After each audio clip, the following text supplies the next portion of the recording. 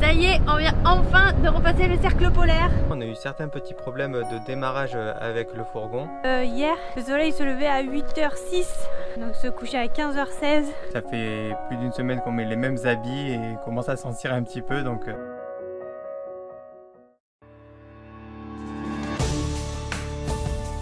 Salut à toi, nous c'est Sarah, Jordan et Hera. L'année dernière, on a pris la plus grosse décision de notre vie. Partir découvrir l'Europe à bord de Bobby, notre fourgon aménagé. Même si pendant ces derniers mois rien ne s'est passé comme prévu, on continue l'aventure avec le sourire. Allez, bienvenue dans cette nouvelle saison. Direction le Cap Nord.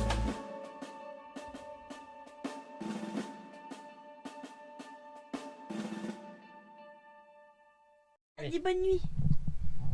Bonne nuit.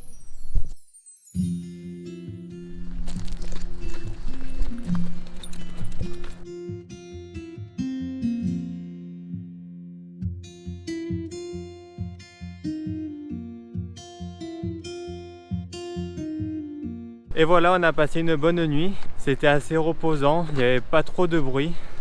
Et ça va, on n'a pas trop eu froid. Hera a eu son petit moment du matin avec nous. Puis on s'est levé tranquille, on a déjeuné. Et là, on est parti pour faire une petite balade. Pour la dépenser un petit peu avant de prendre la route. Parce qu'on a encore 3h30 de route aujourd'hui. On se rapproche de Oslo. Donc déjà, le temps est bien meilleur. Là, on a de la chance. Il y a du ciel bleu, il y a du soleil qui arrive, donc c'est vraiment chouette. On entend un peu que ça se reconfine de partout. Du coup, on se dit qu'on est quand même chanceux d'être là.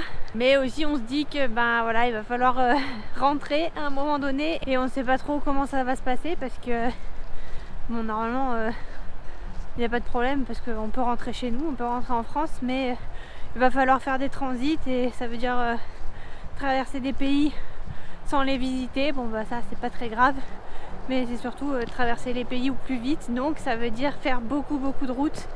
Et honnêtement on est un petit peu fatigué de faire ça. Depuis qu'on est reparti en août, on n'a pas arrêté de faire la route et en fait c'est super fatigant.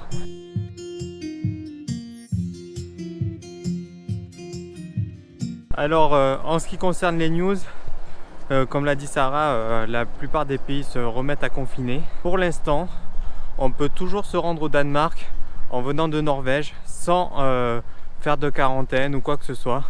Pour l'instant, on croise les doigts, on continue à descendre. On regarde les infos du Danemark assez fréquemment pour voir si le pays de Norvège reste bien pays ouvert pour le Danemark. Et généralement, ils mettent à jour leurs données tous les jeudis. Hera vient de se casser la gueule, c'est pour ça qu'on ne peut pas rester sérieux. Là on se rapproche du sud. Voilà, ce soir on aura plus d'informations et si jamais ils annoncent que la Norvège passe en zone rouge, je pense qu'on va vraiment se bouger et on aura jusqu'à vendredi soir 23h pour prendre le ferry pour aller au Danemark, pour espérer ne pas faire un transit directement au Danemark et pouvoir visiter. On attend les nouvelles, on vous en dira plus ce soir. Et en plus, encore une fois, rien n'est sûr. En fait, selon les traductions, des fois il y a marqué qu'il faut être résident en Norvège pour rentrer au Danemark sans problème. Mais je pense que ça ne devrait pas poser trop de soucis parce que ça fait 2 mois qu'on est en Norvège. On a fait notre quarantaine ici. On a les données Polar Step qui montrent qu'on est bien resté en Norvège depuis 2 mois. On a encore des tickets de caisse et tout pour prouver que ça fait un moment qu'on est ici. Le but, voilà, ça serait de revisiter un peu le Danemark qu'on a fait un peu à la va-vite la dernière fois parce qu'on était pressé d'aller en Norvège justement. Là du coup on prendrait plus notre temps.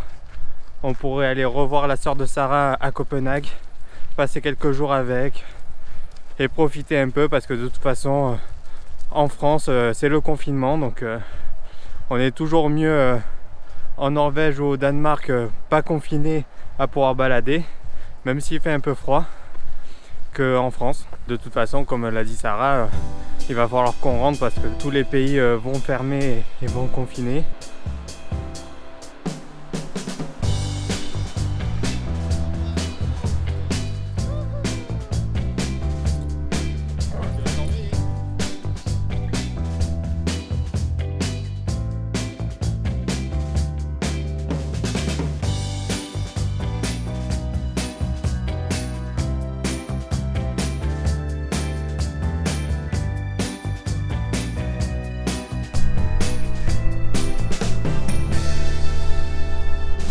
Bon alors figurez-vous qu'on a enfin vu un élan.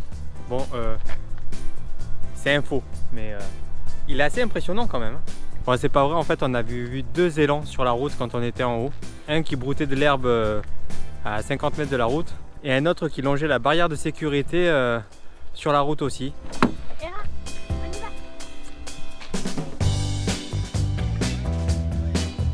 Bravo, hein.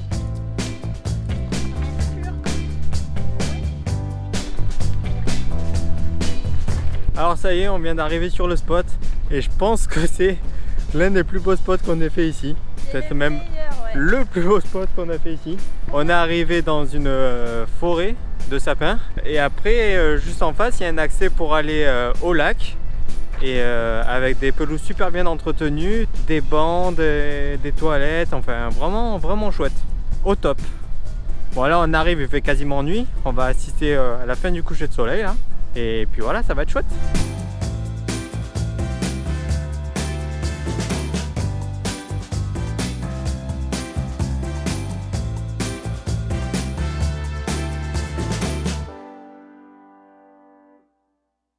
On a eu les news concernant l'ouverture des frontières au Danemark et en fait à partir de samedi matin en gros il y a des nouvelles restrictions qui sont affichées et il y a quelques régions de la Norvège qui passent en zone à fort risque. Donc pour vraiment éviter tout problème on va prendre le ferry avant ces nouvelles restrictions. En fait on pourrait le prendre quand même parce qu'on a passé la plupart de notre temps en zone ouverte, donc en zone jaune. Mais comme on est passé à travers 2 zones oranges pour rejoindre le ferry, on a peur d'être embêté avec ça. Déjà qu'on n'est pas totalement serein sur le fait de pouvoir vraiment rester au Danemark en tant que Français. Donc on veut s'éviter ce problème en tout cas. C'est bon. Ouais, c'est bon, on a tout rempli. Allez, c'est payé. Par mail. Alors 1 heure avant le départ. Voilà. On retourne au Danemark. On va quitter la Norvège après 2 mois ici. Ouais.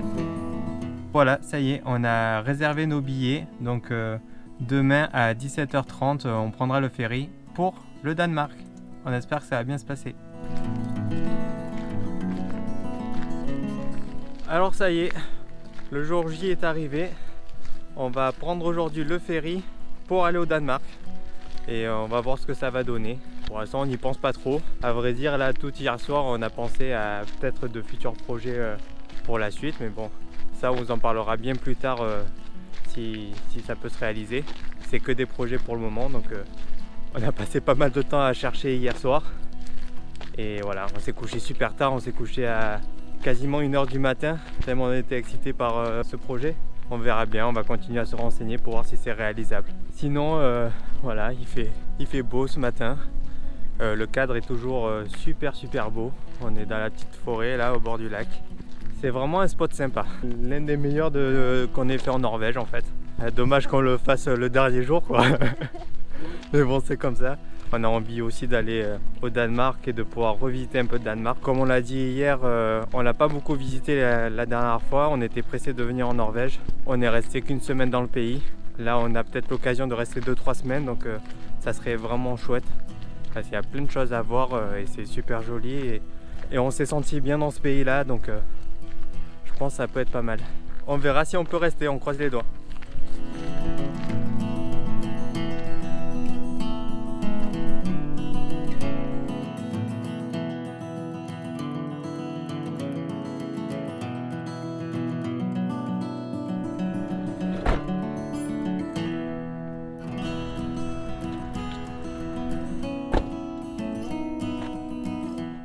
Voilà, ça y est, on est enfin arrivé à Larvik et on est juste à côté du port. Il faut qu'on attende parce que le départ il est à 17h30, mais bon, il faut qu'on y soit 1 heure avant.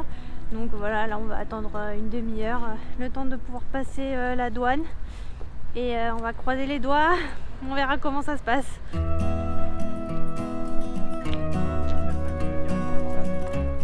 Du coup, on balade un petit peu Hera parce qu'elle va encore devoir rester toute seule dans le ferry pendant 4 heures.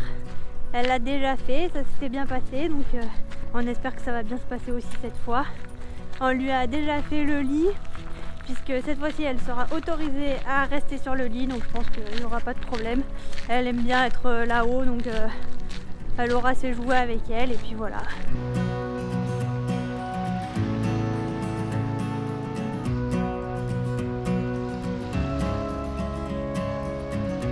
Alors ça y est, le grand départ de la Norvège arrive.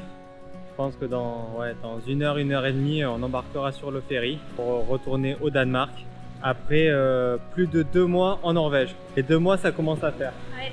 On a vraiment vécu plein de choses ici. On a vu plein de trucs, des paysages vraiment merveilleux, des magnifiques aurores boréales. On est un peu déçus parce qu'on n'a pas trop vu d'animaux. On a vu un tout petit peu. On a vu quand même, mais on dit qu'on doit plus les voir en fait en été, enfin en août en tout cas. Mais là, comme c'était tout enneigé, finalement on n'a pas vu grand chose. C'est dommage, on avait vu que 2 élans et les élans on les a vus d'assez loin, on va dire. On a vu des rennes quand même, Ouais. C'était un élevage, c'était pas des rennes sauvages. Et on a vu aussi des petites loutres, ça c'était trop mignon, elles étaient quand même assez proches.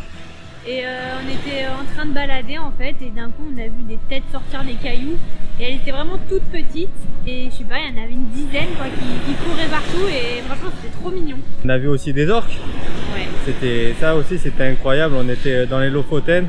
Et en fait en prenant un pont, j'en ai aperçu un en roulant. Du coup on s'est arrêté et puis on a pu admirer le spectacle quoi. C'était vraiment génial quoi. C'était impressionnant d'entendre leur souffle comme ça, et vraiment c'était fou quoi. On a aimé les aurores boréales, on en a vu quand même des magnifiques, faut l'avouer. Ouais. Surtout les derniers soirs où franchement on les voyait bouger à l'œil nu comme ça. Vraiment on a passé plein de soirées à scruter le ciel comme ça, à attendre dans le froid la plupart du temps parce que c'était dans le cercle polaire là-haut et ça c'était vraiment une chouette expérience quoi. Ensuite on a vu des magnifiques cascades, on en a vu vraiment beaucoup, surtout dans la partie sud du pays. Ouais. Avec les montagnes qu'il y avait et tout, c'était vraiment fou quoi, il y avait de l'eau partout. Je pense qu'après avoir vu ça, en fait, on sera plus trop impressionné par n'importe quelle cascade qu'on verra, parce qu'il y avait vraiment des trucs de fou qui sortaient de nulle part, et surtout avec des gros débits, et ça c'est vraiment impressionnant à chaque fois. Ouais, c'était vraiment fou quoi. Voilà, après pour les côtés qui nous ont un peu plus ennuyés, il n'y avait pas de spot vraiment nature. Tous les spots qu'on a fait, c'était très souvent, 90% du temps, c'était en bord de route. Et en bord de route principale, pas des toutes petites routes. En fait, en soi, c'est quand même des spots nature parce que c'est dans la forêt, mais à partir du moment où on entend vraiment la route à côté et que du coup, en fait, n'importe qui vient pour promener, on n'est pas trop tranquille, et en fait, c'est pas du tout ce à quoi on s'attendait. Vu que c'est un grand pays, quand même on s'attendait à être un peu plus isolé, un peu plus seul au monde, et ça on l'a pas trop trouvé. Alors peut-être qu'on a mal cherché aussi, hein. Moi perso ça m'a un peu déçu sur ce côté là. La vie est chère, mais bon ça on s'y attendait et tout le monde le dit, donc c'est vraiment pas une surprise.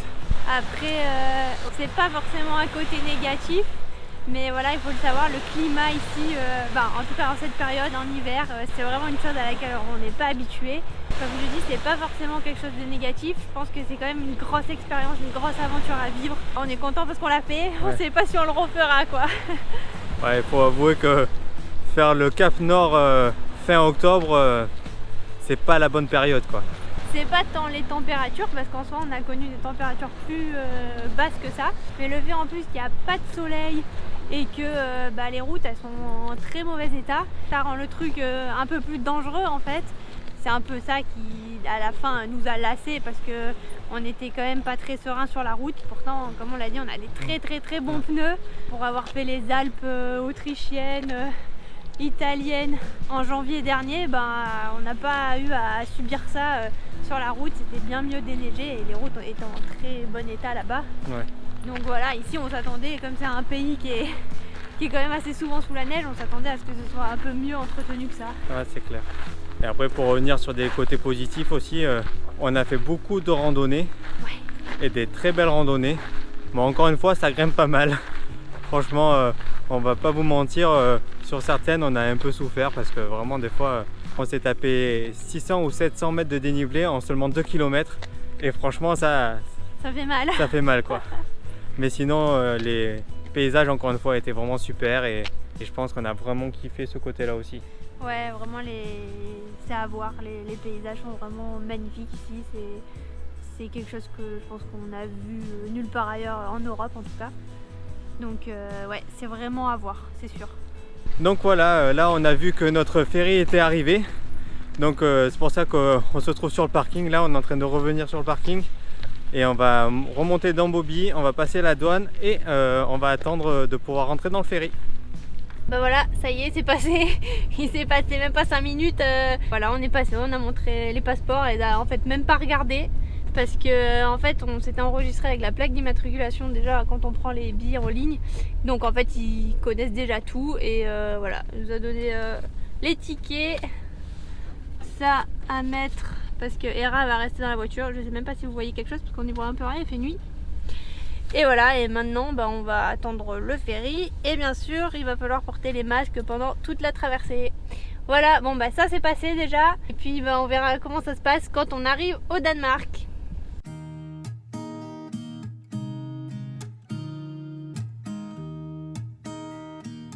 En fait c'est très long, 4 heures. On a pris plein de choses à faire. Moi je suis en train de copier les fichiers pour faire un montage. En même temps on joue à Catan. Tout à l'heure pendant 1 heure, Jo il a fait tout le listing de ce qu'on avait fait en Norvège, voilà, pour garder des traces, tout ça. On a fait les comptes aussi, enfin voilà. Et là il reste encore 2h30. C'est super long. Et en plus on a un peu oublié de prendre à manger. On avait prévu de le faire mais on a oublié et du coup là on a la dalle quoi. Et bien sûr on peut acheter sur le bateau mais ça coûte un peu une blinde. Bon, finalement on a cédé, on a craqué, on avait vraiment trop faim. Du coup je suis allé au duty free, j'ai ramené du saucisson et des tucs. Bon, c'est pas le saucisson qu'on connaît en France, hein. Ça ressemble plutôt à du salami un peu, mais ça va, ça passe. Ouais, on avait vraiment faim, ça fait du bien de manger un petit peu.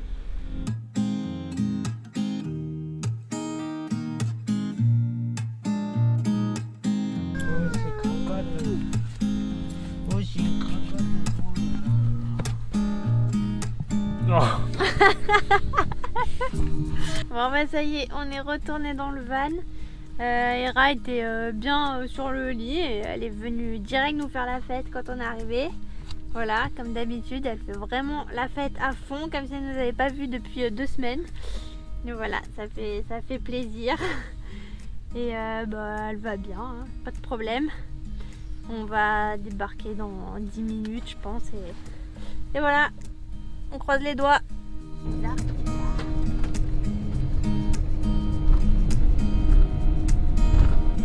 On rentre direct sur la route.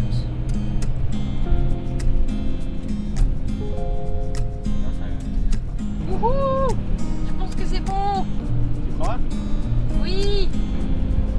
Y'a pas de douane! Et ben ça y est, c'est bon, pour de vrai, on est au Danemark, c'est passé, il n'y avait pas de douane.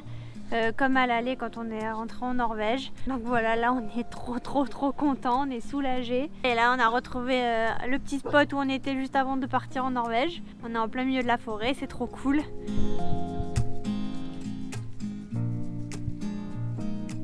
Alors Hera a vu quelque chose dehors ou a entendu quelque chose et depuis tout à l'heure elle grogne, elle aboie, il y a quelque chose qui lui plaît pas. C'est quoi que t'as vu?